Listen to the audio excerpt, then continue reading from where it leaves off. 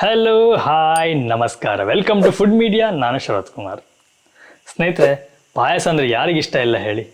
ನಾನಾ ರೀತಿಯ ಪಾಯಸಗಳನ್ನ ಮಾಡ್ತೀವಿ, ಕುಡಿತೀವಿ.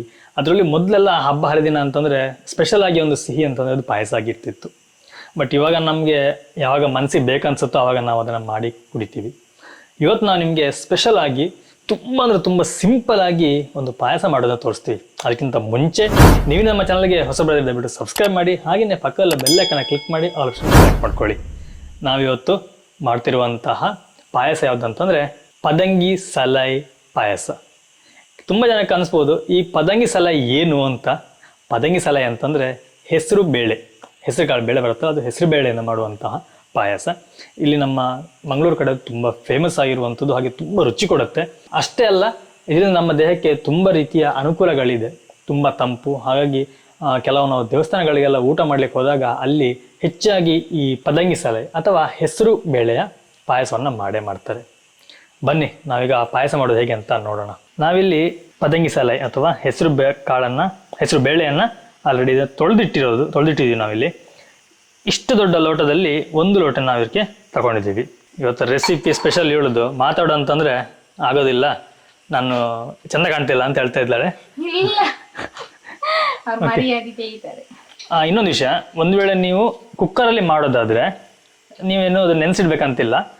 ಇಲ್ಲ ನೀವು ಕುಕ್ಕರಲ್ಲಿ ಮಾಡೋದಿಲ್ಲ, ನಾರ್ಮಲ್ ಆಗಿ ಪಾತ್ರೆಯಲ್ಲಿ ಮಾಡ್ತೀವಿ ಅಂತಂದರೆ ಸ್ವಲ್ಪ ನೆನೆಸಿಟ್ರೆ ತುಂಬ ಒಳ್ಳೆಯದು. 15 ನಿಮಿಷ ನೆನೆಸಿಟ್ರೆ ಸಾಕು. ತುಂಬ ಚೆನ್ನಾಗಿ ನೆಂದರೆ ಇನ್ನು ಚೆನ್ನಾಗಿ ಬರುತ್ತೆ, ಕ್ಲೀನ್ ಕರಗತ್ತೆ. ತುಂಬಾ ಕರಗಬಾರ್ದು, ಕರಗಿದ್ರೆ ಅಷ್ಟೊಂದು ರುಚಿ ಸಿಗೋದಿಲ್ಲ. ಸ್ವಲ್ಪ ಸಿಗಬೇಕು ಬಾಯಿಲಿಗೆ ತಿನ್ನುವಾಗ. ನಾವು ಇದಕ್ಕೆ ನೀರನ್ನ ಹಾಕೋಬೇಕು. 1 ಲೋಟದಷ್ಟು ನೀರು ಹಾಕೊಂಡಿದ್ದೀವಿ, ಸೇಮ್ ಅದೇ ಲೋಟದಲ್ಲಿ. ಅದು ಕ್ಲೀನಾಗಿ ಮುಳುಗುವಷ್ಟು ನೀರು ಬೇಕು. ಬಟ್ ಸ್ವಲ್ಪ ನಮಗೆ ನೀರು ಒಂದು 1/4 ಲೋಟಷ್ಟು ಬೇಕಾಗುತ್ತೆ. 1/4 ಲೋಟಷ್ಟು ನೀರು ಹಾಕೊಂಡ್ರೆ ಕ್ಲೀನಾಗಿ ಮುಳುಗುತ್ತೆ. ಎಸ್, ನೋಡಿ ಈ ರೀತಿ ಕ್ಲೀನಾಗಿ ಮುಳುಗಬೇಕು. 1/4 ಲೋಟ ನಾವು ಫುಲ್ ಹಾಕಿದ್ಲ ಫುಲ್ ಹಾಕಿದ್ದಾಳೆ. ಇನ್ನು ಇದು ಬಾಯಿ ಮುಚ್ಚಿ ನಾವು ಇದನ್ನು ಕುದಿಲಿಕ್ಕೆ ಬಿಡಬೇಕು. ಎಷ್ಟು ವಿಸಿಲ್ ಹಾಕಬೇಕು? ಒಂದೇ ವಿಸಿಲ್ ಸಾಕು. ಒಂದೇ ಒಂದು ವಿಸಿಲ್ ಸಾಕಂತೆ. ಆಗುವಾಗ್ಲೇ ರಪ್ಪ ಆಫ್ ಮಾಡಿ ಬೇಗ ಓಪನ್ ಮಾಡಿ, ಇಲ್ಲದ್ರೆ ಫುಲ್ ಬೇಯ್ತದೆ, ತುಂಬಾ ಬೇಯ್ತದೆ. ತುಂಬಾ ಬೇಡ ಅಂತಿದ್ದವರು, ನಮ್ಗೆ ಜಾಸ್ತಿ ಬೇಯ್ದು ಬೇಡಲ್ಲ, ನಿಮ್ಗೆ ತಿನ್ಲಿಕ್ಕೆ ಸಿಗ್ಬೇಕಲ್ವಾ. ಓಕೆ, ನಾನು ಅದಕ್ಕೆ ಅವಳಿಗೆ ಹೇಳಿದ್ದು, ನೀನು ವಿಡಿಯೋಕ್ಕೆ ಬಾ, ನೀನು ಮಾತಾಡು ಅಂತ ಹೇಳಿ. ನಾವು ಅಂದ್ರೆ ಕೆಲವೊಂದು ವಿಷಯಗಳನ್ನ ಅವಳದ ಕೇಳಿ ನಾನು ಹೇಳ್ಬೇಕಾಗತ್ತೆ. ನನಗಂತ ಗೊತ್ತಿಲ್ಲ ದೇವರಾಣೆ ಮಾಡೋದು ಹೇಗಂತೇಳಿ. ಅವಳಿಗೆ ಮಾತಾಡಂತಂದ್ರೆ ಆಗೋದಿಲ್ಲ ಅಂತಿದ್ದಾಳೆ. ಇಲ್ಲಿ ನಿಂತ್ಕೊಂಡು ನೋಡ್ತಿದ್ದಾಳೆ ಏನು ಹೇಳ್ತಿದ್ದೀನಿ ಅಂತೇಳಿ. ಓಕೆ, ನಮ್ದು ಇದೇ ರೀತಿಯ ಇದು ನಾನು ಮಾತಾಡಿ ಬಿಡ್ತಾ ಇಲ್ಲ. ಇನ್ನೊಂದು ಇದೇ ರೀತಿ ನಾವು ಕೆಲವೆಲ್ಲ ಫನ್ನಿ ಆಗಿರುವಂತಹ ವ್ಲೋಗ್ ಎಲ್ಲ ಮಾಡ್ತಾ ಇದ್ದೀವಿ. ಅದು ನಮ್ಮ ಕರಾವಳಿ ಕಪ್ಪಲ್ ಚಾನಲ್ ಬರ್ತಾ ಇರುತ್ತೆ. ಆ ಚಾನಲ್ ನೋಡಿಲ್ಲ ಅಂದ್ರೆ ಒಮ್ಮೆ ವಿಸಿಟ್ ಕೊಡಿ. ಇಷ್ಟ ಆಗಿರುತ್ತೆ, ಇಷ್ಟ ಆದ್ರೆ ಒಂದು ಲೈಕ್ ಕೊಡಿ, ಹಾಗೆ ನಮ್ಮ ಚಾನಲ್ ಸಬ್ಸ್ಕ್ರೈಬ್ ಸಹ ಮಾಡ್ಕೊಳ್ಳಿ. ಸ್ನೇಹಿತರೆ, ನಮಗಿನ್ನು ಉಳಿದಿರೋ ಸಾಮಗ್ರಿಗಳು ತೆಂಗಿನಕಾಯಿ. ಈ ತೆಂಗಿನಕಾಯಿ ನಾವು ಮಾತ್ರ ಹಾಲು ತೆಗೆದಿದ್ದೇವೆ. ನೀವು ಹಾಲಾದ್ರೆ ಹಾಲು ತೆಗಿಬೋದು, ಇಲ್ಲಾಂತಂದ್ರೆ ಹಾಗೇನೆ ಅದನ್ನ ಮಿಕ್ಸಿ ಹಾಕಿ ಕಡ್ದು ಸಹ ಹಾಕ್ಬೋದು. ಮತ್ತೆ ಇನ್ನೊಂದು ಟ್ರಿಕ್ಸ್ ಇದೆ, ಹೇಳು. ಏನಿಲ್ಲ, ಕೆಲವರು ಅದು ದಪ್ಪ ಬೇಕು ಅಂತ ಹೇಳ್ತಾರೆ. ಪಾಯಸ ದಪ್ಪ ಬೇಕು ಅಂತ ಇದೆ, ಸ್ವಲ್ಪ ಬೆಳ್ತಿಗೆ ಹಾಕಿ ಇದಕ್ಕೆ ಹಾಕಿ ಕಡ್ದು ಅದಕ್ಕೆ ಹಾಕಿ ದಪ್ಪ ಆಗ್ತದೆ ತುಂಬಾ. ನಮ್ಗೇನು ಅಷ್ಟು ಬೇಡ, ಯಾಕಂದ್ರೆ ನಮ್ಮ ಮನೇಲಿ ಅಷ್ಟು ಮಾಡಿದ್ರು ತಿನ್ನುವವರು ಯಾರಿಲ್ಲ. ಸ್ವಲ್ಪ ಮಾಡಿದ್ರೆ ನಾನು ಮತ್ತೆ ನಮ್ಮ ಅಮ್ಮನೇ ಮತ್ತೆ ತಿಂತಾ ಇರ್ಬೇಕು. ಅವರು ಒಂದು ಬಿಸಿ ಬಿಸಿ ತಿಂತಾರೆ, ಮತ್ತೆ ಕುಡಿಯಲ್ಲ ಪಾಯಸ. ಅದಕ್ಕೆ ನಾವು ಹಾಲು ತೆಗೆದೇ ಮಾಡುದು. ಇದು ನಾವೀಗ ಮಿಕ್ಸಿ ಜಾರಿಗೆ ಹಾಕೊಂಡಿದ್ದೀವಿ. ಇನ್ನೊಂದು ಕಪ್ ಉಂಟು, ಒಟ್ಟು 2 ಕಪ್ ತೆಂಗಿನಕಾಯಿ. ನಾವೀಗ ತೆಂಗಿನಕಾಯಿ ತುರಿಗೆ ನೀರು ಹಾಕೊಳ್ತಿದ್ದೀವಿ. ನೀರು ನಿಮಗೆ ಅಂದಾಜಲ್ಲಿ ಹಾಕಿ, ಜಾಸ್ತಿ ಬೇಡ. ಸ್ವಲ್ಪ ದಪ್ಪ ಬೇಕಾದ್ರೂ ಕಮ್ಮಿ ನೀರು ಹಾಕೊಳ್ಳಿ, ಸ್ವಲ್ಪ ತೆಳು ಬೇಕಾದ್ರೂ ಜಾಸ್ತಿ ಹಾಕೊಳ್ಳಿ. ಏನಿಲ್ಲ, ಕಡಿಯುವಾಗ ಯಾವಾಗಲೂ ತೆಂಗಿನಕಾಯಿಗೆ ಜಾಸ್ತಿ ನೀರು ಹಾಕಿ ಕಡಿಬಾರ್ದು. ಯಾಕಂದ್ರೆ ತುಂಬಾ ನುಣ್ಣಗೆ ನಿಮ್ಗೆ ನುಣ್ಣಗೆ ಆಗ್ಬೇಕು ಅಂತ ಇದ್ರೆ ಸ್ವಲ್ಪ ನೀರು ಹಾಕಿ ರುಬ್ಬಿದ್ರೆ ಸಾಕು. ನಮ್ಗೆ ಇನ್ಸ್ಟೆಂಟ್ ಅಂದ್ರೆ ಬೇಗ ಆಗ್ಬೇಕು ಅಂತ, ಇದೊಂದು 5 ಮಿನಿಟ್ಸ್ ಅಲ್ಲಿ ಆಗುವಂತ ಕೆಲಸ. ಅದಕ್ಕೋಸ್ಕರ ನಾವು ಇದನ್ನು ಜಜ್ಜಿಕೊಂಡು ಕೂತ್ಕೊಳ್ಳೋ ಅಷ್ಟು ಟೈಮ್ ಇಲ್ಲದವರಿಗೆ, ಅಂದ್ರೆ ಈಗ ಆಲ್ಮೋಸ್ಟ್ ಎಲ್ಲ ಕೆಲಸಕ್ಕೆಲ್ಲ ಹೋಗ್ತಿರುವವರು, ಅರ್ಜೆಂಟಾಗಿ ನಮಗೆ ಅಡಿಗೆ ಆಗ್ಬೇಕು ಅಂತಿರುವಾಗ ಈ ರೀತಿ ಮಾಡಿ. ನಾವೀಗ ತೆಂಗಿನಕಾಯಿ ಕಡಿಯುವಾಗಲೇ ಇದನ್ನು ಸಹ ಅಂದ್ರೆ ಏಲಕ್ಕಿ, ನಾನು 3 ತಗೊಂಡಿದ್ದೀನಿ. ಜಾಸ್ತಿ ಬೇಕಾದ್ರೆ ಜಾಸ್ತಿ ತಗೋಬಹುದು, ಅದು ನಿಮ್ಮ ಇಷ್ಟೆಗೆ. ನಿಮ್ಗೆ ಹೇಗೆ ಸ್ಮೆಲ್ ತುಂಬಾ ಬೇಕು ಅಂತ ಇದ್ದವ್ರು ಜಾಸ್ತಿ ತಗೊಳ್ಳಿ, ಸ್ಮೆಲ್ ಬೇಡ ಸ್ವಲ್ಪ ಕಡಿಮೆ ಇರಲಿ ಅಂತ ಇದ್ದವ್ರು ಸಾಕಿಷ್ಟು. ನೋಡಿ, ಈಗ ಇದು ಗ್ರೈಂಡ್ ಆಗಿದೆ. ನಾವಿಲ್ಲಿ ತುಂಬ ಏನು ನುಣ್ಣಗಾಗಿ ನಾವು ಇದನ್ನ ಗ್ರೈಂಡ್ ಮಾಡಲಿಲ್ಲ. ಯಾಕೆ ಅಂತಂದರೆ ನಮ್ಗೆ ಹಾಲು ತೆಗಿಲಿಕ್ಕೆ ಉಂಟು. ನೋಡಿ ಈ ರೀತಿಯಾಗಿ ಸಿಗುತ್ತೆ. ಇಲ್ಲಿ ಹಾಲು ತೆಗೆಯೋದ್ರಿಂದ ನಾವು ಅಷ್ಟೊಂದು ನುಣ್ಣಗೆ ಮಾಡಬೇಕಾಗಿಲ್ಲ. ನೀವೊಂದು ಹಾಲು ತೆಗೆಯೋದಿಲ್ಲ, ಡೈರೆಕ್ಟಾಗಿ ಹಾಕ್ತೀರಾ ಅಂತಂದರೆ ಸ್ವಲ್ಪ ನುಣ್ಣಗಾಗಿ ನೀವು ಅದನ್ನು ಗ್ರೈಂಡ್ ಮಾಡ್ಕೊಳ್ಳಿ. ನಾವಿಲ್ಲಿ ಸ್ವಲ್ಪ ನೀರು ಆ್ಯಡ್ ಮಾಡ್ಕೊಂಡ್ವಿ. ಯಾಕೆ ಅಂತಂದರೆ ನಾವಿದ್ರಲ್ಲಿ ಹಾಲು ತೆಗಿಲಿಕ್ಕೊಂಡ್ವಿ. ನೀವೊಂದೊಳ್ಳೆ ಹಾಲು ತೆಗಿಲಿಕ್ಕಿಲ್ಲ, ನೀವು ಡೈರೆಕ್ಟಾಗಿ ಹಾಕ್ತೀನಿ ಅಂತಂದರೆ ಸ್ವಲ್ಪ ನೀರು ಕ್ವಾಂಟಿಟಿಗೆ ಕಮ್ಮಿ ಮಾಡಿಕೊಳ್ಳಿ, ಅವಾಗ ಸ್ವಲ್ಪ ಚೆನ್ನಾಗಾಗುತ್ತೆ. ನೋಡಿ ನಾವೊಂದೀಗ ಏನು ಫಿಲ್ಟ್ರ್ ಮಾಡಲಿಕ್ಕೆ ಇಟ್ಕೊಂಡಿದ್ದೀವಿ. ಅರಪೆ ಇಟ್ಟು ಇದಕ್ಕೀಗ ನಾವು ಇದನ್ನ ಹಾಕಿ ಕ್ಲೀನಾಗಿದ್ದರ ರಸವನ್ನು ತೆಗಿತಿದ್ದೇವೆ. ರಸ ಬಳ್ತಾ ಉಂಟು ಕೆಳಗೆ. ಒಮ್ಮೆ ಹಾಲು ತೆಗೆದ ನಂತರ ಪುನಃ ಸ್ವಲ್ಪ ತೆಗಿತಾ ಇದ್ವಿ, ಯಾಕಂದರೆ ಸ್ವಲ್ಪನೇ ಆಯಿತು ನೋಡಿ, ಇಷ್ಟೇ ಆಗಿದ್ದು. ಇದನ್ನು ಹಾಲನ್ನು ನಾವೀಗ ಈ ಜಾರಿಯಲ್ಲಿ ತೆಗಿತಾ ಇದ್ದೀವಿ. ಇಲ್ಲ ಅಂತ ಇದ್ದರೆ ಬಟ್ಟೆಯಲ್ಲಿ ತೆಗೆದ್ರೆ ತುಂಬ ಕ್ಲೀನಾಗಿ ಹಾಲು ಸಿಗ್ತದೆ. ನಮ್ಗೆ ಇದರಲ್ಲಿ ಈಗ ತೆಂಗಿನಕಾಯಿ ಇದ್ದು ಸ್ವಲ್ಪ ಅದು ಕೆಳಗೆ ಹೋಗ್ತದೆ, ಯಾಕಂದರೆ ಇದು ಸ್ವಲ್ಪ ದೊಡ್ಡದುಂಟು. ಇದೀಗ ನಾವು 2ನೇ ಸಲ ಹಾಲು ತೆಗೆದಿರೋದು.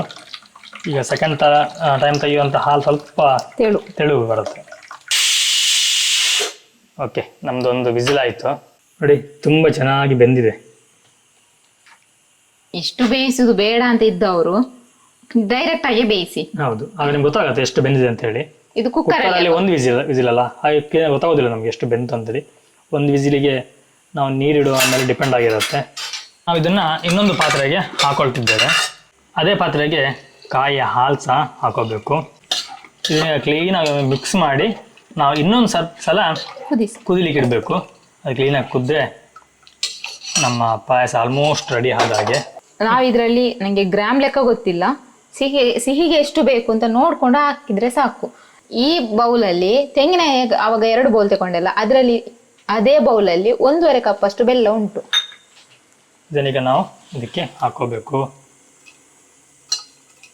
ಮತ್ತೆ ಸಿಹಿ ನೋಡ್ಕೊಂಡು ಹಾಕಿ. ಸಿಹಿ ತುಂಬಾ ಇಷ್ಟಪಡೋರು ಜಾಸ್ತಿ ಹಾಕೊಳ್ಳಿ, ಸಿಹಿ ಇಷ್ಟ ಇಲ್ಲದವರು ಸ್ವಲ್ಪ ಕಡಿಮೆ ಹಾಕೊಳ್ಳಿ. ನಾವು ಸ್ವಲ್ಪ ಸಿಹಿ ಕಮ್ಮಿನೇ ತಿನ್ನೋದು, ತುಂಬಾ ತಿನ್ನೋದಿಲ್ಲ.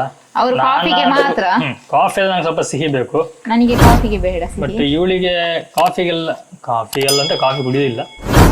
ಕುಡಿತೀನಿ, ಈಗ ಕುಡಿತೀನಿ, ಡೆಲಿವರಿ ಆದ ನಂತರ ಕುಡಿತಿದ್ದೇನೆ. ಈಗ ವಿಧಿ ಇಲ್ಲ, ಬೇರೆ ಎಂತ ಕೊಡ್ತಾ ಇರ್ಲಿಲ್ಲ. ಹಾಗೆ ನಾನು ಹೇಳಿದ್ನಲ್ಲ, ಇದೇ ರೀತಿ ಕೆಲವೆಲ್ಲ ನಮ್ಮ ಪ್ರತಿನಿತ್ಯ ಜೀವನ ಅಂದರೆ ದಿನಚರಿ ಹೇಗಿರುತ್ತೆ ಅನ್ನೋದು ನೋಡ್ಬೇಕಂದ್ರೆ ನೀವು ನಮ್ಮ ಬ್ಲಾಗ್ ಚಾನಲ್ಗೆ ವಿಸಿಟ್ ಮಾಡಿ, ಅಲ್ಲಿ ಆ ವಿಡಿಯೋಗಳನ್ನ ನೋಡಿ ಗೊತ್ತಾಗುತ್ತೆ. ಇವಳ ಪ್ರೆಗ್ನೆನ್ಸಿ ದಿನದಲ್ಲೆಲ್ಲ ಹೇಗಿದ್ಲು ಏನು ಪ್ರತಿಯೊಂದರಲ್ಲಿ ಆಲ್ಮೋಸ್ಟ್ ಹಾಕಿದ್ದೀವಿ ನಾವು. ಕೆಲವಿದು ವಿಡಿಯೋ ಎಲ್ಲ ಮಾಡ್ಲಿಕ್ಕೆ ಆಗಿರ್ಲಿಲ್ಲ.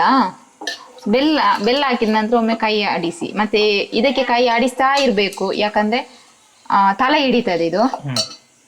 ಇನ್ನೀಗ ನನಗೆ ಕೆಲಸ ಕೈ ಏನು ಸೌಂಡ್ ಹಾಕ್ಲಿಕ್ಕೆ ಹೋಗುದು, ಯಾಕಂದ್ರೆ ನನ್ನ ಮಗಳು ಎದ್ದಿದ್ದಾಳೆ. ಇಲ್ಲಿ ಮಗನ ಎತ್ಕೊಂಡ್ಬಂದ್ರು, ಅವಳು ಎದ್ದಿದ್ದಾಳೆ ಇನ್ನೀಗ. ಸರಿ, ನೀವು ಸಣ್ಣ 2 ಪೀಸ್ ಇಟ್ಟಿದ್ದೀನಿ, ಅದು ನೋಡ್ಕೊಂಡು ಮತ್ತೆ ಹಾಕ್ತೀನಿ. ಸಿಹಿ ಎಷ್ಟು ಅಂತ ಅವ್ರು ಹಾಕ್ತಾರೆ, ಅವ್ರು ನೋಡ್ಕೋತಾರೆ. ಇನ್ನು ನಾವೀಗ ಸಣ್ಣ ಪಾತ್ರೆಗೆ 1 ಟೀ ಸ್ಪೂನ್ ಅಷ್ಟು ತುಪ್ಪವನ್ನು ಹಾಕೊಳ್ತಿದ್ದೇವೆ. ಈ ತುಪ್ಪ ಯಾಕಂತಂದರೆ ಗೋಡಂಬಿ ದ್ರಾಕ್ಷಿ ಫ್ರೈ ಮಾಡಲಿಕ್ಕೆ. ನೋಡಿ, ಒಂದಿಷ್ಟು ಗೋಡಂಬಿ ತಗೊಂಡಿದ್ದೀವಿ, ಒಂದಿಷ್ಟು ದ್ರಾಕ್ಷಿ ತಗೊಂಡಿದ್ದೀವಿ, ಒಣ ದ್ರಾಕ್ಷಿ. ಇದನ್ನೀಗ ನಾವು ಈ ತುಪ್ಪದಲ್ಲಿ ಹಾಕಿ ಹುರಿಬೇಕು. ನಾವು ಅದ್ರ ಜೊತೆನೆ ದ್ರಾಕ್ಷಿಯನ್ನು ಸಹ ಹಾಕಿ ಫ್ರೈ ಮಾಡ್ಕೊಳ್ತೀವಿ.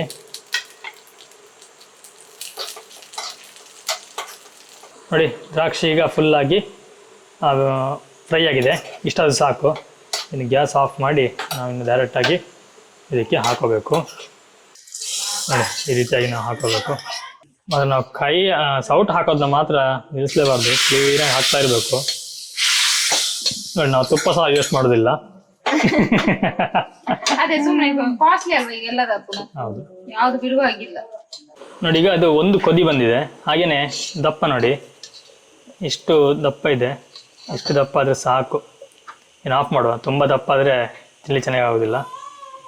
ನೋಡಿ, ನಮ್ಮ ಪದಂಗಿ ಸಲೈ ಪಾಯಸ ರೆಡಿ ಆಯಿತು, ಅಥವಾ ಹೆಸರು ಬೇಳೆ ಪಾಯಸ. ಎಷ್ಟು ನೋಡೋ ಖುಷಿ ಅನಿಸುತ್ತೆ, ದಪ್ಪ ದಪ್ಪವಾಗಿ ಚೆನ್ನಾಗಿದೆ. ತುಂಬ ಸಿಂಪಲಾಗಿ ಮಾಡ್ಬೋದು. ಅದರಲ್ಲಿ ಇಲ್ಲಿ ಕಾಣ್ತಾ ನೋಡಿ, ಗೋಡಂಬಿ ದ್ರಾಕ್ಷಿ ಮೋಸ್ಟ್ಲಿ ಒಳಗಿರ್ಬೋದು. ಇಷ್ಟು ಆದರೆ ಸೂಪರ್ ಆದಂತೂ ಪಾಯಸ ರೆಡಿ. ಸ್ನೇಹಿತರೆ, ನೋಡಿದ್ರಲ್ಲ, ಇದಿಷ್ಟು ಪದಂಗಿ ಸಲೈಯ ಪಾಯಸ ಅಥವಾ ಹೆಸರು ಬೇಳೆಯ ಪಾಯಸ ಮಾಡುವಂತಹ ರೆಸಿಪಿ ಆಗಿತ್ತು. ನೋಡಿಲ್ಲಿ ತಿಂತ ಕೂತಿದ್ದಾಳೆ. ಹೇಗಾಗಿದೆ? ಸೂಪರ್ ಆಗ್ತದೆ.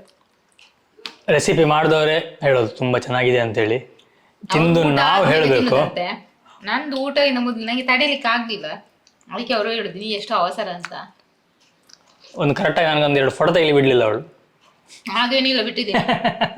ಸೂಪರ್ ಆಗ್ತದೆ ಅಂತ ಖುಷಿ ಆಗ್ತದೆ. ಓಕೆ ಸ್ನೇಹಿತರೆ, ಈ ವಿಡಿಯೋ ಇಷ್ಟ ಅಂದ್ಕೊಳ್ತೀನಿ. ಹಾಗೆ ರೆಸಿಪಿ ಟ್ರೈ ಮಾಡಿ. ಯಾರಿಗೆಲ್ಲ ಈ ರೆಸಿಪಿ ಗೊತ್ತಿತ್ತು ಅಥವಾ ನೀವು ಯಾವ ರೀತಿಯ ಪಾಯಸವನ್ನು ಇಷ್ಟಪಡ್ತೀರಿ ಅನ್ನೋದನ್ನ ಕಮೆಂಟ್ ಬಾಕ್ಸಲ್ಲಿ ತಿಳಿಸಿ.